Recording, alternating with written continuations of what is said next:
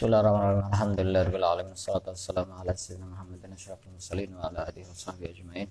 Subhanaka la ilma lana illa ma 'allamtana innaka antal alimul hakim. Tub 'alaina innaka antat tawwabur rahim. Taqabbal minna innaka antas samiul alim. Qala rabbi shrah li sadri wa yassir li amri wahlul 'uqdatam min lisani yafqahu qawli. Na'udzu ta'alluma wa ta'lim al-fadata wal istifadah wa tamassuka bi kitabillah wa sunnati rasulih. Addu'a ila al-huda wa dalala 'ala al-khair ibtigha'a mardatihi wa qurbihi wa thawabihi subhanahu wa ta'ala.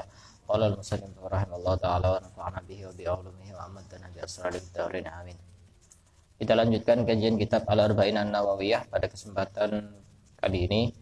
Sekarang kita sudah memasuki hadis yang ke 21. Ini kesemuanya ini ada 42 hadis.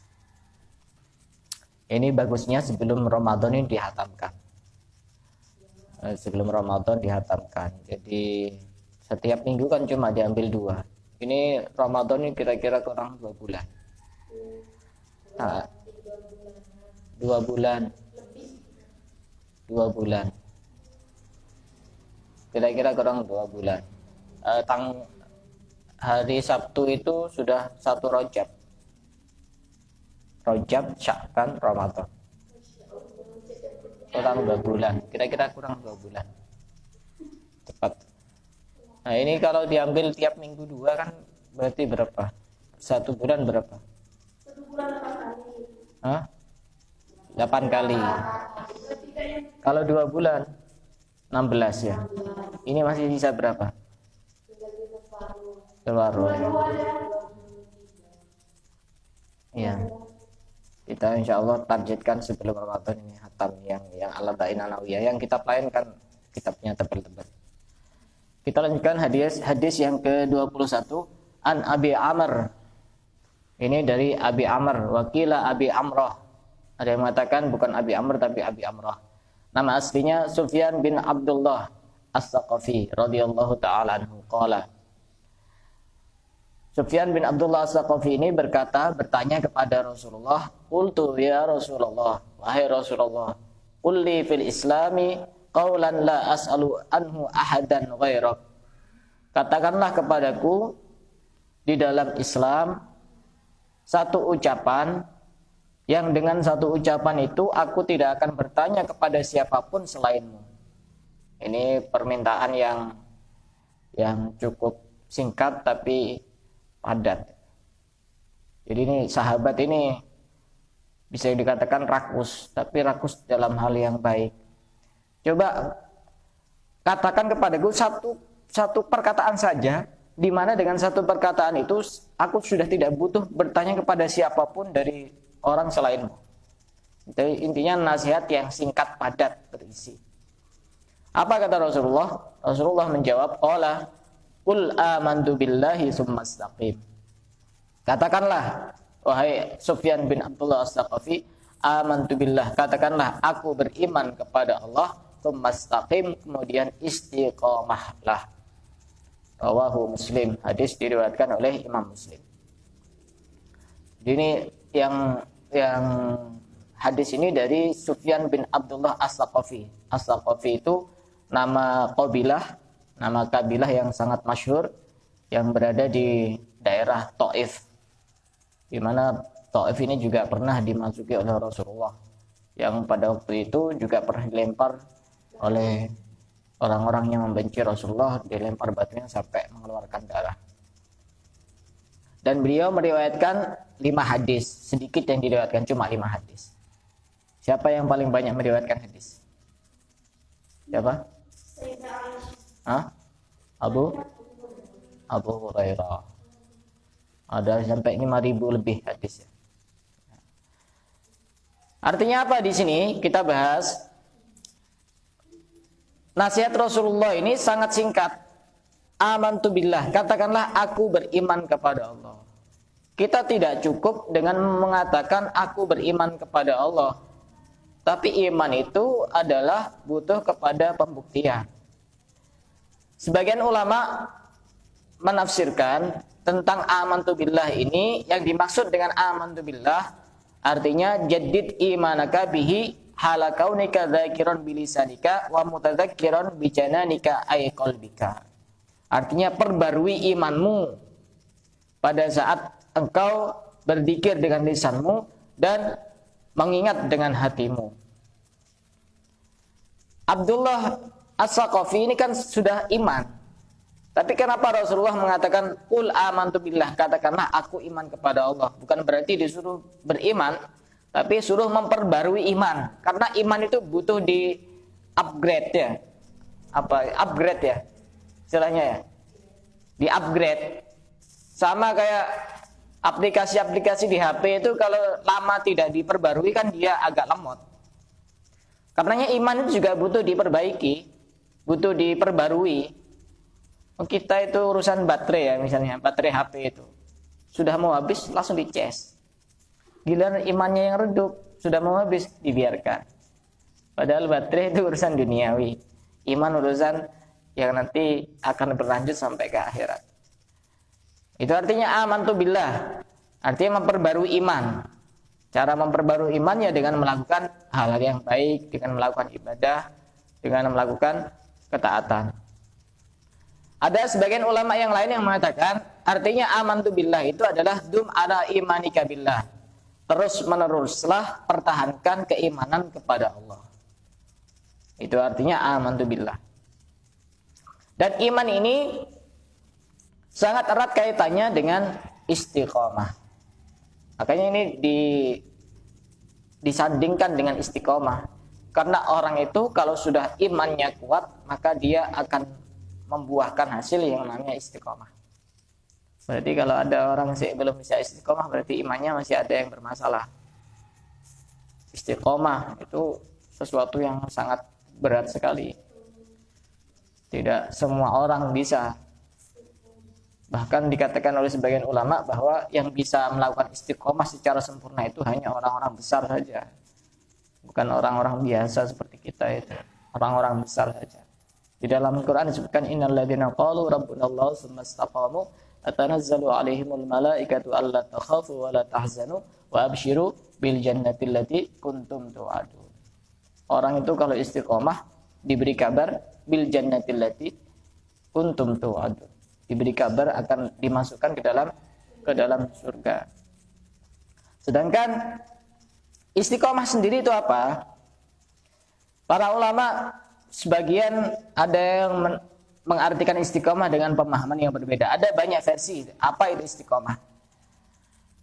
Istiqomah itu salah satunya dan puncaknya adalah alla yaltafital abdu ila ghairillah. Seorang hamba itu tidak menoleh selain Allah. Artinya segala sesuatu itu semuanya disandarkan kepada Allah. Segala sesuatu itu disandarkan kepada Allah. Punya masalah, dia merasa bahwa yang beri masalah adalah Allah. Diberi sakit, dia merasa bahwa yang beri sakit adalah Allah. Sehingga dia sabar, sehingga dia ridho. Punya uang hilang, yang mentakdirkan adalah Allah. Tidak menoleh selain Allah. Itu puncak dari istiqomah. Sebagian ulama mengatakan bahwasanya istiqomah itu adalah taubatun bila israr. Taubat tanpa dia mengulangi lagi apa yang dia perbuat. Kalau sudah taubat, kalau sudah kapok ya sudah kapok, tidak diulangi lagi. Wa amalun bila futur. Amal tanpa rasa kendor. Kalau sudah lurus ya lurus terus. Kadang-kadang kita itu kan enggak kayak gitu. Satu waktu kita kenceng gitu.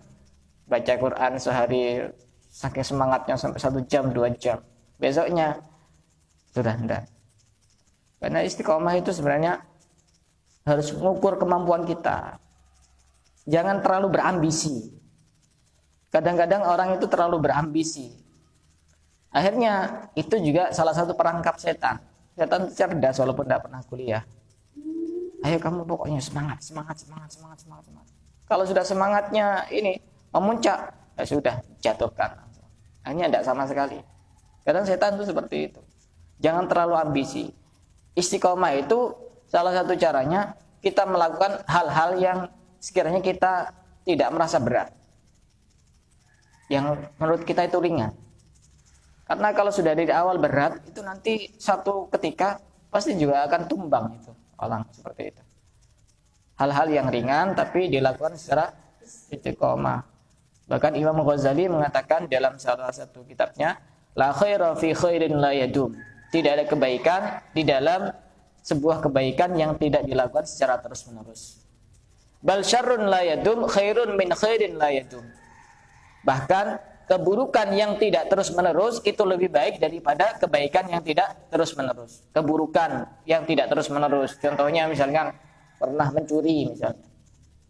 Ya sudah, itu satu kali dan untuk terakhir kalinya tidak dilanjutkan. Itu lebih bagus dibanding kebaikan yang tidak berkelanjutan. Itu lebih bagus dibanding kebaikan yang tidak berkelanjutan. Ada juga yang mengatakan istiqomah itu adalah wa ikhlasun bilal iltifat. Orang yang melakukan segala sesuatu dengan ikhlas karena Allah. Tidak ingin mendapatkan pujian, tidak ingin dipuji, tidak ingin dihormati, tidak ingin dihargai, dan tidak ingin mendapatkan imbalan-imbalan duniawi. Semata-mata ikhlas karena Allah. Itu namanya istiqomah. Ada juga yang mengatakan wa yaqinun bila taraddudin. Yakin tanpa ada keraguan-raguan. Karena yakin ini juga bagian dari buah keimanan. Orang semakin kuat keimanannya, maka dia akan semakin kuat keyakinannya kepada Allah. Wa tafwidun bila tadbir. Ada yang mengatakan juga istiqomah itu tafwid, memasrahkan total urusannya kepada Allah tanpa harus mengatur-ngatur Allah. Kita itu kan hobinya ngatur-ngatur Allah. Oh seandainya tidak seperti ini kan tidak akan terjadi seperti ini. Allah lebih tahu, bukan kita yang tahu. Semua ada hikmahnya. Fa inna ma'al usri yusra. Bersama kesulitan ada kemudahan. Bukan setelah kesulitan ada kemudahan. Bersama kesulitan ada kemudahan. Coba dipikir-pikir sendiri. Masalah yang dihadapi. Setiap kesulitan itu ada kemudahan di sisi yang lain. Pasti itu. Tidak harus menunggu kesulitan itu habis baru ada kemudahan. Allah saking rahmatnya, saking kasih sayangnya kepada hambanya, fa inna ma'al usri yusra. Bersamaan dengan kesulitan ada kemudahan. Bareng itu. Dan itu diulang 2 kali. Artinya setiap satu kesulitan ada 2 kemudahan. Wa tawakkulin bila wahmin. Istiqomah itu juga bisa diartikan tawakal, pasrah total dengan tanpa kita berprasangka yang tidak baik kepada Allah. Kemudian sebagian keterangan menyebutkan al-istiqomatu khairun min alfi karamah. Istiqomah itu lebih baik daripada 1000 karomah. Tahu karomah? Karomah itu ya sesuatu yang tidak biasa, sesuatu di luar kebiasaan manusia biasa. Contoh misalnya ini meja, saya tunjuk seperti ini jadi emas, itu namanya karomah. Kalau keluar dari orang-orang soleh. Ada yang lebih hebat dibanding karomah, ada yang lebih tinggi dibanding karomah. Apa itu? Istiqomah. Istiqomah. Al-istiqomatu khairun min alfi karomah. Karenanya rata-rata wali itu bukan kemudian senang ketika bisa mempunyai karomah. Mereka justru tidak suka ketika mempunyai karomah. Mereka sebagian ada yang menangis ketika karomahnya diperlihatkan. Seperti contoh yang enggak usah jauh-jauh, di Pasuruan ada Kiai Hamid itu. Kiai Hamid itu juga punya banyak karomah itu, seorang wali. Pernah suatu hari ada orang yang tidak percaya kalau Kiai Hamid ini wali Pasuruan. Akhirnya orang ini mau datang ke Pasuruan sambil bawa cincin biasa gitu. Nanti kalau saya melewati sungai, kalau ke Pasuruan pasti melewati jembatan itu ada sungai itu. Nanti cincin saya ini saya jatuhkan ke situ. Kalau memang dia benar-benar wali pasti tahu. Setelah orang ini nyampe ke dalamnya Kiai Hamid, sudah ditemui dan belum ngomong apa-apa, Kiai Hamid masukkan tangannya ke sakunya, kemudian yang diambil adalah cincin. Ini cincin kamu tadi itu. Ini namanya karomah. Tapi kalau orang-orang yang masih imannya itu tipis-tipis, justru yang seperti itu yang dicari. Orang pengen sakti. Apalagi orang-orang yang belajar kayak ruqyah itu tujuannya kadang-kadang pengen sakti itu. Kesaktian itu bukan ukuran kemuliaan seseorang. Karomah itu juga bukan ukuran dia yang paling mulia dibanding orang-orang yang lain. Karomah itu memang menunjukkan bahwa orang tersebut mulia, tapi tidak berarti dia yang paling mulia di antara yang lain. Para wali itu memang mempunyai karomah, dan memang karomah itu bagian dari kemuliaan seorang wali. Tapi tidak berarti kemudian yang tidak punya karomah dia lebih rendah derajatnya dibanding yang punya karomah. Bisa jadi yang tidak punya karomah itu, karomah dalam arti kayak tadi itu kesaktian-kesaktian tadi itu, bisa jadi lebih mulia dibanding yang punya karomah banyak. Contohnya apa? Para sahabat. Coba kita dari waktu mondok atau hadir pengajian, hadir kajian, coba rata-rata yang kita dengar karomahnya itu para sahabat apa orang-orang yang setelahnya? Setelahnya. Dan bahkan orang-orang yang zaman-zaman sekarang. Para sahabat jarang ada, tapi jarang. Apa kemudian para sahabat ini di bawahnya para wali? Enggak. Justru istiqomah itu adalah derajat tertinggi daripada melebihi karomah. Para sahabat jarang. Bahkan ada dulu itu seorang yang terkenal, dia mempunyai ilmu Ismullahil A'zam. Ismullahil A'zam itu jika seandainya digunakan untuk berdoa langsung dikabulkan oleh Allah Subhanahu wa taala. Karena ada seorang murid datang kepada orang itu, mengutarakan niatnya, wahai guru, saya pengen belajar Ismullahil A'zam. Akhirnya tidak langsung dijawab oleh gurunya itu. Suatu hari diajak ke satu tempat, di situ muridnya diperlihatkan ada seorang yang sudah tua dipukuli, padahal dia tidak bersalah. Akhirnya muridnya ditanya, jika seandainya orang tua itu adalah kamu, bagaimana sikap kamu ketika dipukuli walaupun kamu tidak bersalah? Gimana sikap kamu? Ya kalau saya, ya langsung tak doakan tidak baik, bisa jadi tak doakan mati. Saya kan sudah punya Ismullahil A'zam, seandainya saya sudah belajar. Apa jawaban gurunya? Kamu tahu siapa orang tua itu? Dia adalah guru saya yang mengajari saya Ismullahil A'zam. Kenapa kok diam? Padahal seandainya dia berdoa, orang itu bisa mati seketika itu. Karena istiqomah di dalam kesabaran itu jauh lebih bagus. Istiqomah. Orang sekarang itu kadang-kadang ukurannya itu sakti dan tidak sakti. Tapi kadang-kadang itu juga diperlukan. Apalagi daerah sini. Jadi ustadz, jadi kiai itu ya harus bisa sedikit sakti. Bukan karena apa? Karena kadang orang itu ukurannya sudah berbeda, tolak ukurnya itu. Orang itu memandangnya orang ini mulia tidak mulia bukan karena dia pintar baca kitab, paham fikih, paham hadis, paham nahwu, paham sharaf, yang bisa menyembuhkan orang biasanya kadang-kadang itu. Jadi kadang-kadang itu juga perlu untuk dimiliki. Bukan sebagai tujuan, tapi sebagai wasilah. Karena kadang orang-orang itu cara berpikirnya sudah beda. Coba saya bandingkan. Ini bukan untuk membanding-bandingkan antara satu tokoh dengan tokoh yang lain. Rata-rata yang banyak tamunya itu yang alim apa yang bisa sedikit ngobati? Kira-kira? Lebih banyak yang ngobati. Yang alim-alim, pintar baca kitab, ahli fikih, alim pokoknya. Hafal hadis, hafal ini. Jarang yang datang ke situ. Tapi yang biasa-biasa, tapi dia misalkan bisa ngobati orang, bisa nangani orang kesurupan, kayak gitu. Banyak tamunya. Ya kadang-kadang juga perlu, bukan karena sebagai tujuan agar kita bisa memasukkan dakwah-dakwah di dalam kepada orang itu. Jadi itu kadang-kadang perlu juga. Tapi sebenarnya yang paling tinggi derajatnya itu bukan kesaktian-kesaktian itu, bukan karomah-karomah itu, tapi keistiqomahan. Istiqomah ngaji, ya ngaji. Istiqomah baca Quran, ya baca Quran lurus terus, tanpa ada kendor sama sekali. Tapi ya kadang-kadang manusia juga bisa punya rasa bosan. Tapi bosannya jangan terlalu lama. Nanti kapan bisa mulai lagi. Karenanya orang itu kalau pengen sedekah itu tidak perlu nunggu kaya, karena miskinnya terlalu lama. Kapan kayanya? Nah, istiqomah itu sangat penting.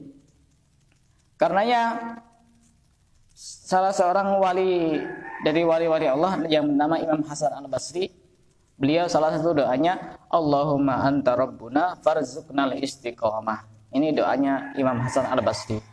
Allahumma anta rabbuna, ya Allah engkau adalah Tuhan kami, farzuqnal istiqomah, berilah kami istiqomah. Ini doanya kalau orang sudah hatinya itu bersih. Kalau hatinya yang kotor-kotor itu yang diminta itu bukan yang tinggi-tinggi. Ya Allah beri saya kekayaan. Ya Allah carikan saya pendamping yang tampan.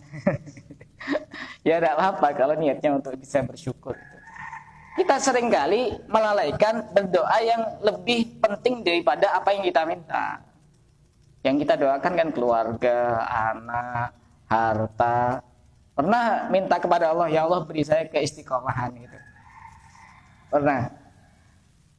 Ya mungkin pernah, ada yang tidak pernah juga. Ya Allah beri saya keistiqomahan. Karena istiqomah itu akan kekal, beda dengan karomah. Karomah itu kalau sudah selesai ya sudah selesai. Istiqomah akan berlanjut, kekal sampai di akhirat. Bahkan ada doa yang lain yang menyebutkan Allahumma jammilna bil afiyati wassalamah wa haqiqna bit taqwa wal istiqamah wa a'idna min mujibatin nadamah. Itu doa yang sangat dahsyat juga. Intinya kita minta agar diberi keistiqomahan. Kalau udah hafal yang versi bahasa Arab, ya kita bisa berdoa dengan bahasa Indonesia juga ada apa-apa. Jadi karomah itu bukan menunjukkan orang itu lebih mulia dibanding yang lain, hanya menunjukkan orang itu mulia. Tapi bukan berarti dia lebih mulia dibanding yang lain. Apa sih sebenarnya yang menyebabkan orang itu sulit untuk istiqomah? Apa sebenarnya yang menyebabkan orang itu sulit untuk istiqomah? Sebagian ulama mengatakan ada 4 penyebab orang itu sulit untuk istiqomah. Ini rata-rata yang mengganggu orang istiqomah itu. Istiqomah ngaji, istiqomah apa. Kalau istiqomah ini, pegang HP, insya Allah gampang itu. Jadi sebenarnya kunci istiqomah itu kalau disederhanakan cuma 1 kuncinya itu. Cinta. Kalau kita tidak cinta sama HP ya tidak kira dipegang. Tidak suka sama HP, tidak kira dipegang. Orang itu kalau sudah cinta itu ya kemana-mana dibawa. Disertai terus. Bisa dibawa secara fisik, bisa dibawa secara batin. Coba misalnya ada orang pergi dari rumahnya, HP-nya ketinggalan, balik lagi ke rumahnya. Coba yang ketinggalan yang lain, tidak kira balik itu. Apalagi yang ketinggalan kenangannya, tidak kira bisa diambil. Ada 4. Itu biasanya Mbak Diana itu yang agak lapar itu kalau ini. Ada 4 hal yang bisa menjadikan orang sulit untuk melakukan istiqomah. Penghalang istiqomah itu 4. 1. Ad-dunya. Dunia itu yang termasuk harta, tahta, wanita, keluarga, anak. Mau ngaji, ini saya mau kerja, mau ngaji. Oh ini anak gimana ini? Mau ngaji. Oh istrinya ini rewel. Gimana ya Pak? Itu yang menghalangi orang untuk istiqomah itu ya dunia itu. Karena dalam sebuah hadis disebutkan man ahabbad dunya adarra bi akhiratihi. Barang siapa yang mencintai dunia maka akan membahayakan kepada akhiratnya. Karena orang itu kalau sudah fokus dunia itu pasti ada yang dikorbankan itu dari akhiratnya itu. Istiqomah pasti susah. Coba sekarang masih jomblo-jomblo semua. Coba nanti kalau sudah berkeluarga. Bisa jadi ada yang terganggu aktivitasnya. Yang rutin biasanya dilakukan misalkan tiap pagi baca wirid, baca sholawat. Oh anak nangis. Oh ini saya belum beli ini. Oh ini saya rumah seperti ini. Dunia semua. Yang menghalangi orang untuk istiqomah. Sulit untuk istiqomah. Karena sebagian ulama yang lain yang bernama Abu Hazim mengatakan yasirud dunya yashghalu an katsiril akhirah. Sedikit dari dunia itu bisa menyembuhkan dari banyaknya akhirat. Kesibukan sedikit saja itu. Semuanya terbengkalai, urusan ngaji, urusan ini, urusan itu. Terbengkalai semua itu.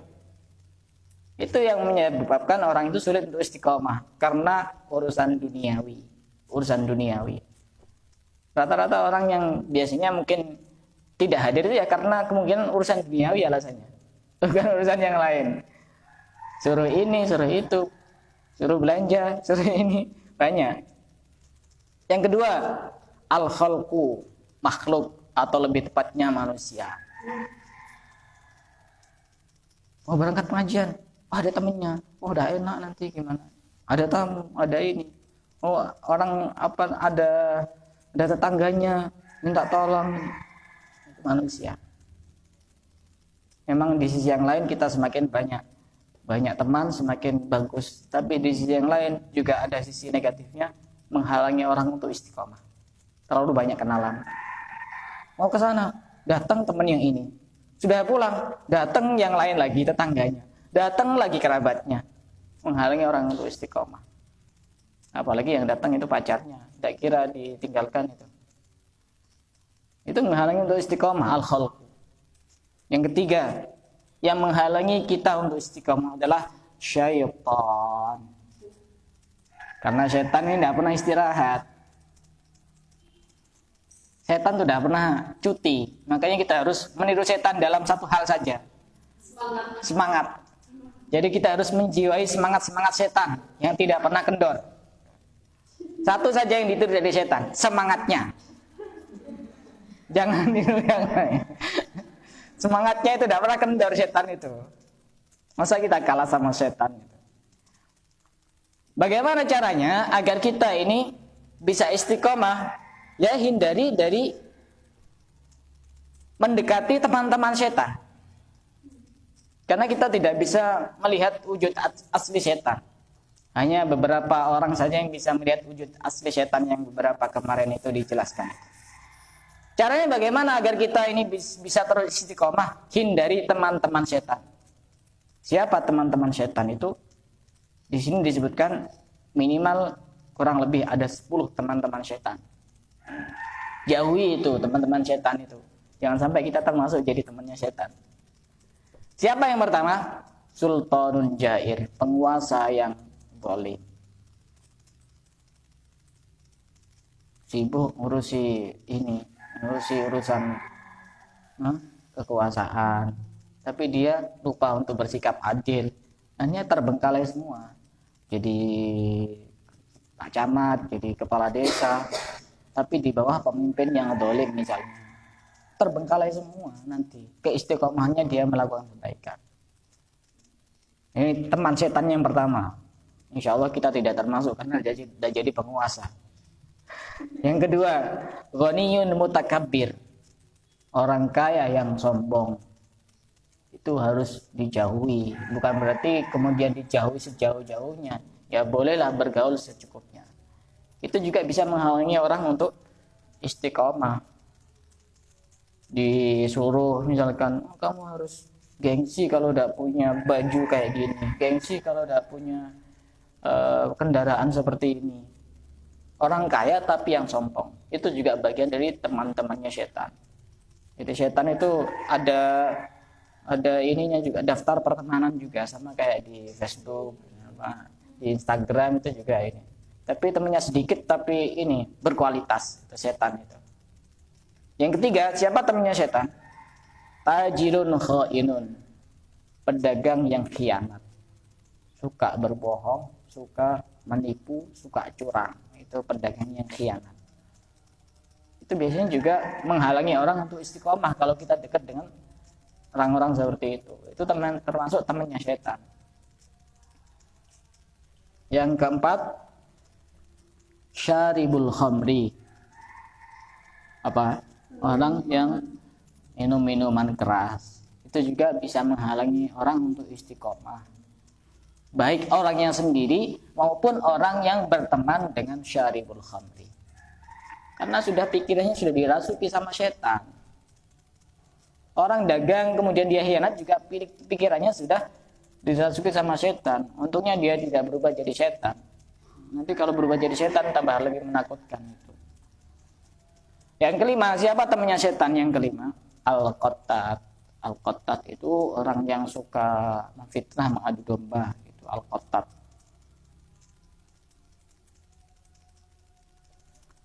Yang keenam, temannya setan sahibuz zina. Orang yang berzina, itu juga temannya setan.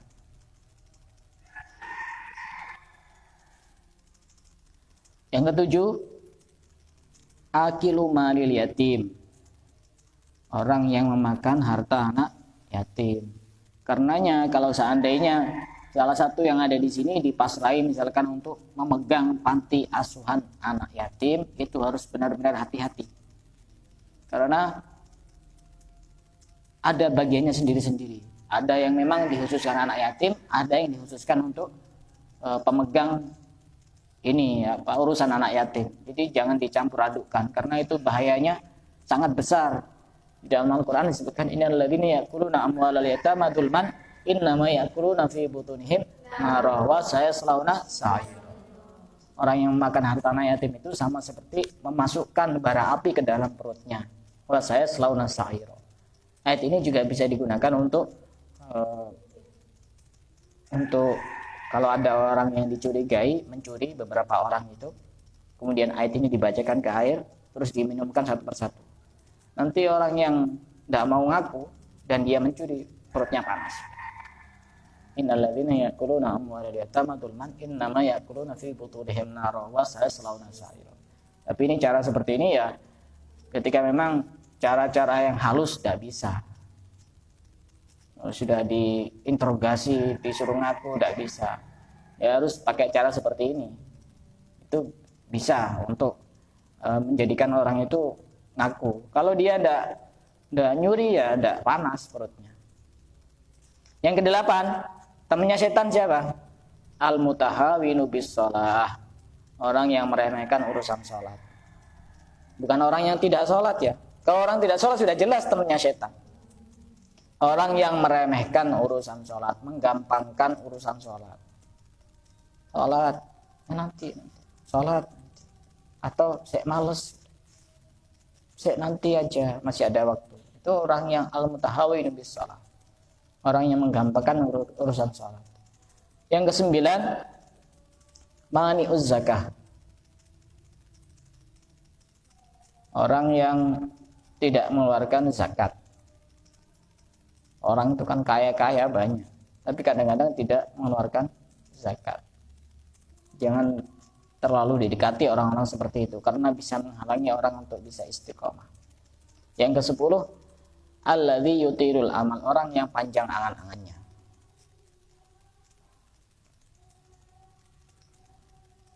Jadi salah satu cara agar kita terhindar dari godaan setan, yang pertama tadi itu menjauhi teman-teman setan. Yang kedua,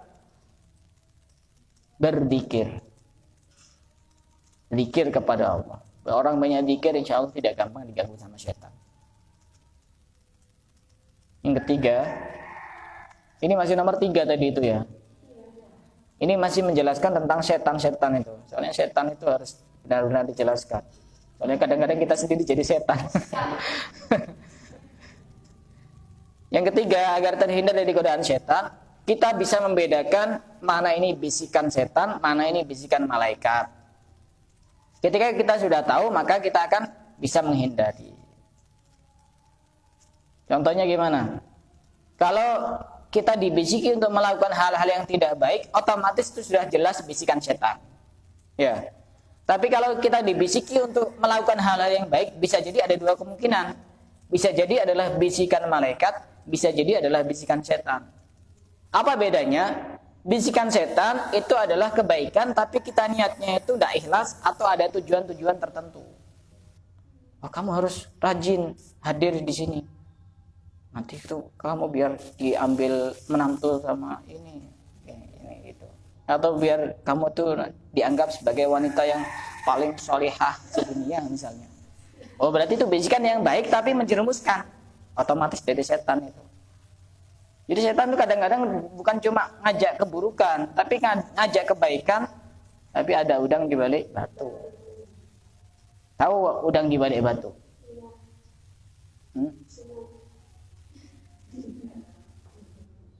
Dia sembunyi. Sembunyi ya, udang di balik batu. Jadi itu ada 3 hal yang bisa kita lakukan agar terhindar dari godaan setan. Yang keempat, yang menghalangi orang untuk istiqomah itu adalah nafsu, hawa nafsu. Inna nafsa la'ammaratum bisu'i illa ma rahima rabbi.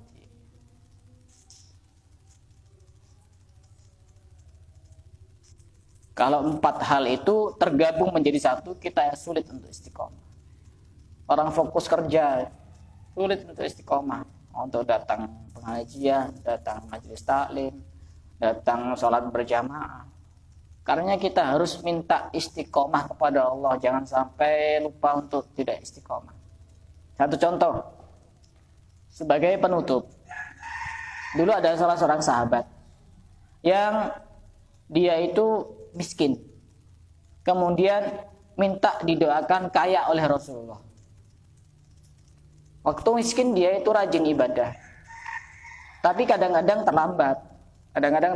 Karena apa? Karena dia itu ngurus kambingnya, karena dia punya kambing.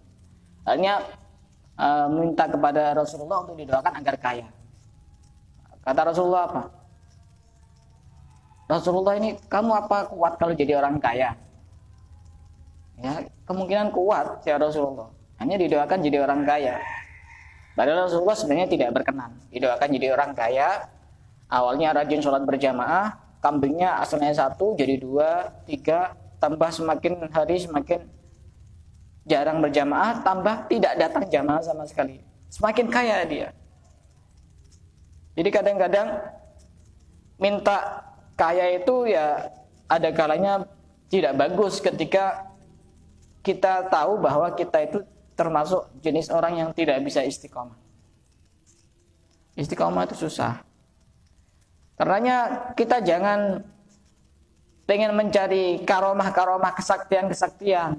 Yang paling terpenting itu istiqomahnya. Jangan membeda-bedakan antara satu ustadz dengan ustadz yang lain. Oh, ustadz ini sakti, ustadz ini tidak sakti. Yang sakti itu orang yang istiqomah, bukan orang yang punya kehebatan-kehebatan. Tapi kadang memang lingkungan kita itu memang kadang-kadang butuh sakti juga gitu. Oh, itu ustadz bisa nangani orang kesurupan, itu tidak bisa. Oh, berarti lebih sakti ustadz ini. Hanya orang datang ke sini semua. Ya bagus kalau kita bisa memanfaatkan itu untuk hal-hal yang baik. Kadang-kadang juga perlu memang. Karenanya sebagian ulama mengatakan bahwa yang namanya karomah itu adalah bukan orang yang tangannya kosong tiba-tiba keluar uangnya. Itu bukan karomah. Karomah bukan seperti itu. Kayak sulapan itu.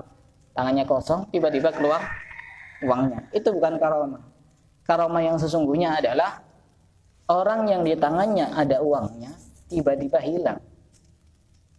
Maksudnya apa? Dikasihkan ke orang lain. Itu karomah yang sesungguhnya. Bukan yang jenis pertama tadi itu. Karena itu istiqomah untuk bersifat dermawan. Itu jauh lebih tinggi derajatnya dibanding karomah. Karomah bukan orang yang sakunya kosong, kemudian tangannya dia masukkan, tiba-tiba keluar uang 1 juta, bukan. Tapi karomah itu adalah orang yang sakunya ada banyak uangnya, kemudian tiba-tiba sakunya kosong. Kosong artinya bukan hilang, tapi diberikan kepada orang lain. Itu namanya karomah yang sesungguhnya. Karena kita tidak perlu untuk pengen sakti, pengen hebat. Itu hanya buah dari istiqomah, itu karomah. Kalau wali biasanya punya karomah, tapi itu hanya buah saja, bukan tujuan. Dulu waktu saya masih mondok itu, di pondok saya itu kan setiap malam Selasa ada zikir bersama, zikir Thariqah Syadziliyah. Itu sebagian orang kalau zikir itu kadang-kadang merasakan dia sudah pindah tempat, bukan di masjid lagi, tapi di Mekah. Ada sebagian yang merasakan ada di Madinah. Sebagian merasakan ada didatangi sesosok orang yang berjubah putih. Yang diterangkan sama guru saya, jangan tujuannya itu. Itu hanya buah saja. Itu hanya buah orang berzikir, bisa kayak melihat bidadari, bisa kayak melihat apa sosok wali atau apa, tapi itu bukan tujuan.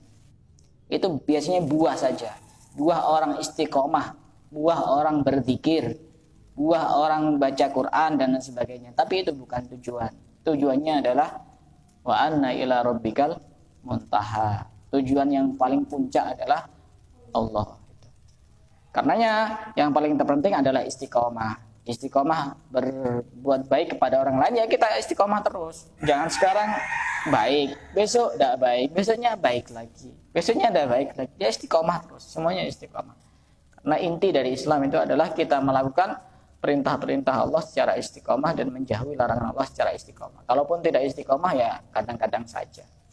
Dari sini ada yang mau bertanya, silakan.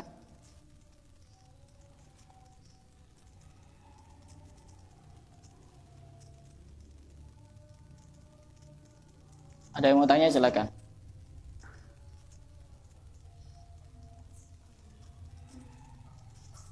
Sebagian ulama yang ada yang bernama Sayyidi Abul Abbas Al-Mursi. Karomah itu bukan orang yang bisa melipat bumi atau bisa melipat waktu. Tapi yang namanya karomah itu adalah orang yang bisa melipat sifatnya dari asalnya yang tidak terpuji, tidak terpuji menjadi sifat-sifat yang terpuji.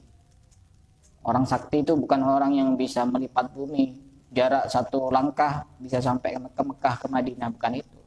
Tapi orang yang bisa melipat sifat-sifatnya yang tercela menjadi sifat-sifat yang terpuji. Di rata-rata orang itu, para wali bukan menginginkan karomah, tapi mereka semuanya menginginkan istiqomah. Karomah itu hanya buah dari keistiqomahan, tapi jangan menjadi tujuan. Orang istiqomah pasti punya karomah, pasti punya karomah. Orang istiqomah misalkan kalau pagi punya rutinan wiridan sholawat misalkan 100 kali atau 1000 kali, pasti ada buahnya. Tapi jangan dijadikan tujuan.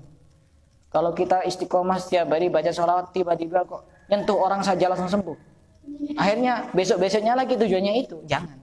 Itu hanya buah saja. Jangan dijadikan tujuan. Sama seperti ini, pakai kacamata.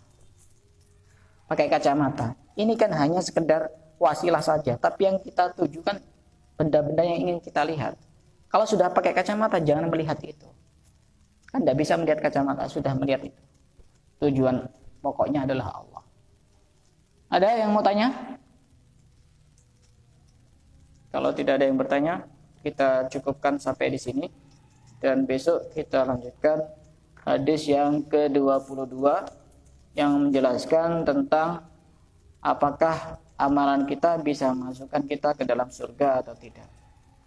Wallahu a'lam bishawab.